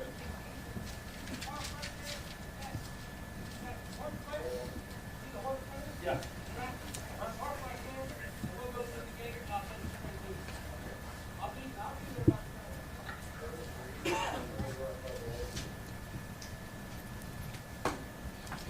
Shortly after this, Sergeant Omar Rodriguez arrives at the scene, and Sergeant Rodriguez meets up with Deputy Lopez and George Kelly by a horse trailer that's down by a gate into the pasture area of where the horse was kept by the house.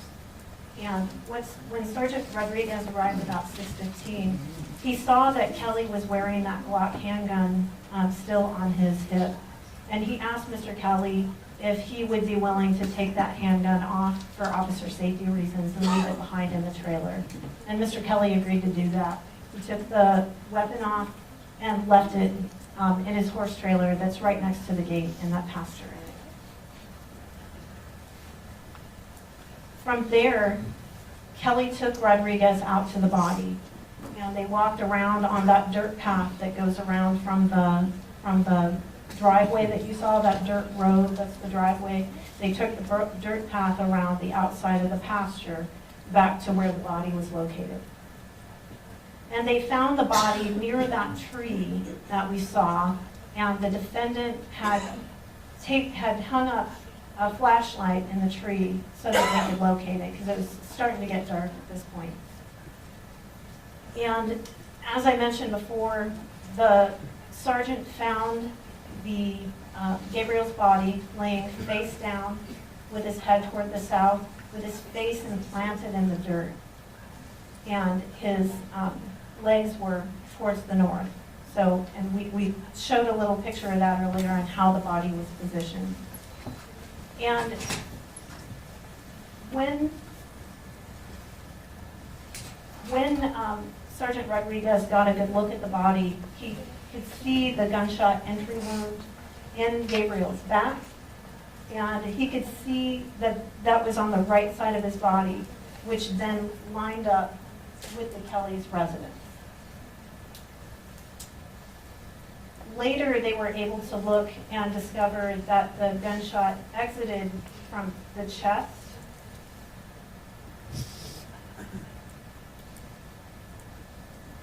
He made a number of other observations about the body.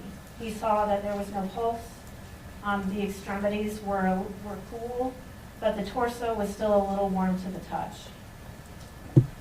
He looked around the area because of the story that Mr. Kelly had about these other people and things of that nature. He looked around and he saw there weren't any drag marks. There wasn't a blood trail. There was nothing to indicate there were groups of people nearby. He saw nothing like that in the area. And nothing at all that indicate that a body had somehow been dumped there or anything of that nature. It appeared to Sergeant Rodriguez as if Gabriel had fallen there and died. And he noted, as I said before, that that gunshot wound generally lined up with the trajectory to where George Kelly was shooting from on his back patio. And again, just a reminder of the photograph of how he found the body.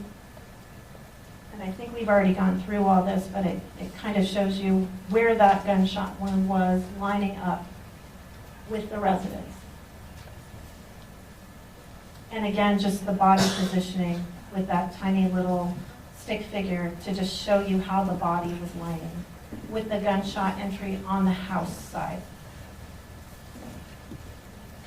Now, a little while later, after they do their investigation there at the scene and they gather the information about what had happened earlier in the day from all their sources, George Kelly's transported to the sheriff's department for an interview.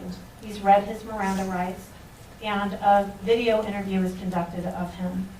And this is the still shot from that video interview that happened about 8:29 p.m. that night. So we're talking maybe 6 hours after the homicide. And you'll learn that during that interview, George Kelly tells Detective Ainsa that he was eating lunch in the kitchen, and when he looked out through the living room window, and he heard a shot. Now he's in the house when he hears the shot, before he's outside when he hears the shot. He hears a shot, it's close, and he sees his horse running by. He says about 100 to 150 yards out, he sees men running with tan shirts and pants with a full brown, big, solid backpack on. He then clarifies that he saw them, and then he heard the shot after he came outside. And he says that he saw them run into the arroyo. He told this whole story without admitting that he shot his AK-47. Never admitted he shot his AK-47.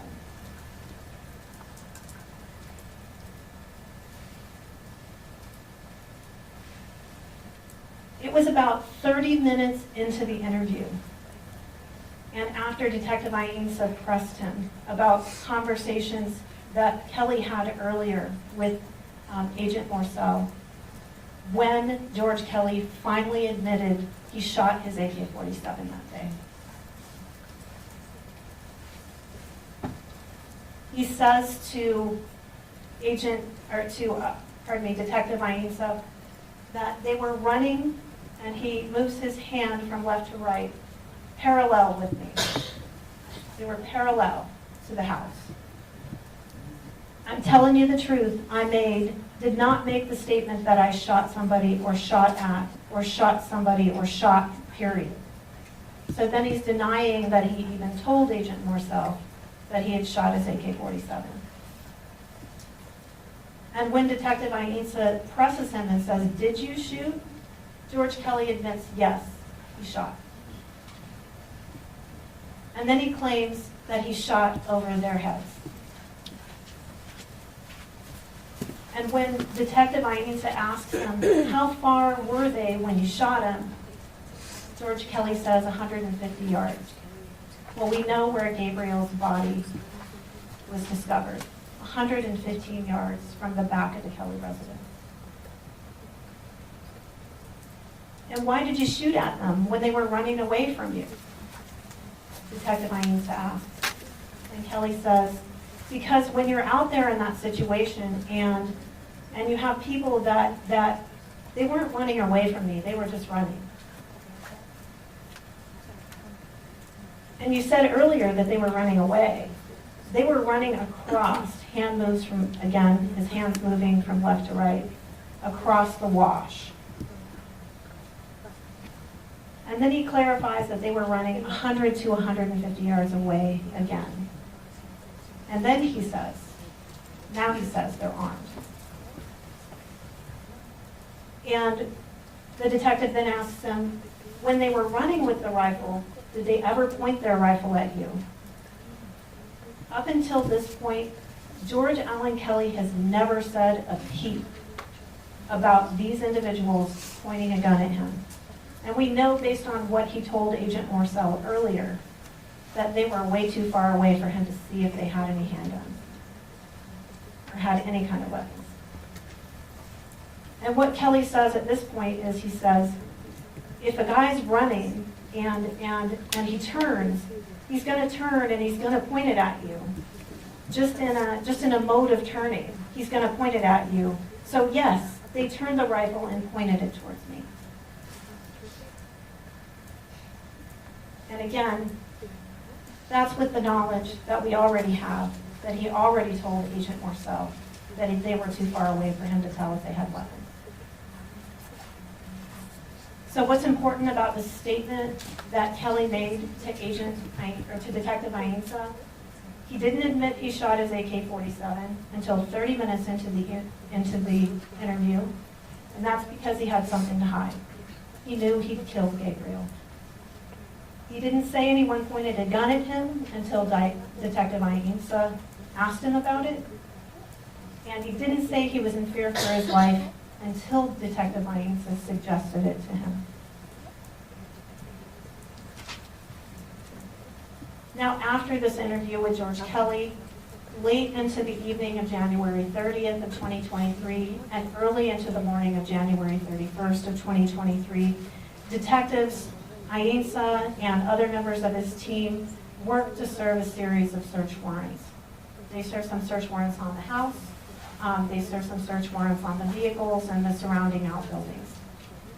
And you'll hear that during that series of search warrants, they recovered the AK-47 that we showed you in the picture that was used in this incident.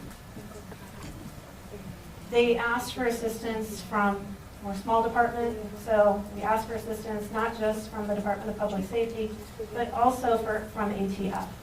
They have a dog that can sniff for explosives and can find spent casings. And so we utilize their canine to look for the spent casings. And in this case, we're talking a very high-powered rifle that went through and through the body and into the desert. That projectile could be up to a mile away. That projectile was not recovered by the ATF canine, and it was not recovered even based on detectives' efforts with a metal detector. The officers did recover 9 fresh AK-47 casings near the back patio of George Kelly's residence. And the first one was actually discovered by the canine. And I'll show you that photograph in a minute. The other 8 casings were discovered by Detective Joe Bunting, who's now Sergeant Joe Bunting. He found those looking during the daylight the following morning. And with him, he also had a metal detector, I believe. But again, because of the terrain and the type of weapon used, the projectile was not recovered in this case. So we talked a little bit about the weapon earlier, the AK-47, and we talked about the bullets or the rounds, but I've been using a phrase that I didn't explain to you, and that is a spent casing. So the bullet or the round has several parts to it. It has the projectile, that's the piece of metal that's on the top that you can see that's shiny on the on the bullet that's in this picture. And then on the bottom is the darker part, and that part's called the casing. And inside the casing are the explosives that cause the projectile to spew out at the top of the round. And so what's left over and what ejects from the weapon is called the spent casing. That's just that metal piece that's left over that the explosives are now out of and the projectile is now out of. So 9 casings were recovered around the area of George Kelly's back patio. And on the right in these pictures, is that your right? Yes, is the spent casings. On the left, you can see the rounds or the bullets. Now, during that search warrant, I indicated that detectives found the semi-automatic assault rifle, the AK-47. It was in George Kelly's bedroom, and it was behind the door, and it had a sweater over it. George Kelly told the detectives that he always keeps that weapon by his back patio door. It was not there that day when detectives came. And in fact, what you'll hear is that it was really late when detectives were there. They took that photograph on the left the first time they were there, and they left the AK-47 behind. They had to come, during their second search warrant, they came back and recovered the AK-47. But that is the AK-47. It was in the same spot when they came back, and they did recover it during the second search warrant. This is the ATF canine that found the first casing in this case. And you can see the tent, the evidence tent, is where that first casing was located. The next day, you can see detectives have located the other 8 casings in this case. And just to give you an idea where those casings are located, this is just a still shot of that aerial drone footage we looked at. And you can see the yellow circle is where the 8 casings were discovered by the detective. And the one in blue is the one casing that was discovered by the canine. Yeah. I'm sorry. It's almost noon. Let's break for the lunch hour. I don't have any additional information about the water situation. Saw my court administrator coming in here, but I doubt it's fixed yet. We're going to break for lunch. Be back in the jury room at 1:30. We'll find out what the water situation is and decide to go from there. But if they haven't fixed it and are not able to fix it shortly after there, we'll probably just recess for the day. But let's be optimistic about that, and I'll see you back in the jury. We'll see you back in court. Please be in the jury room at 8:30. Please remember the admonition of the court.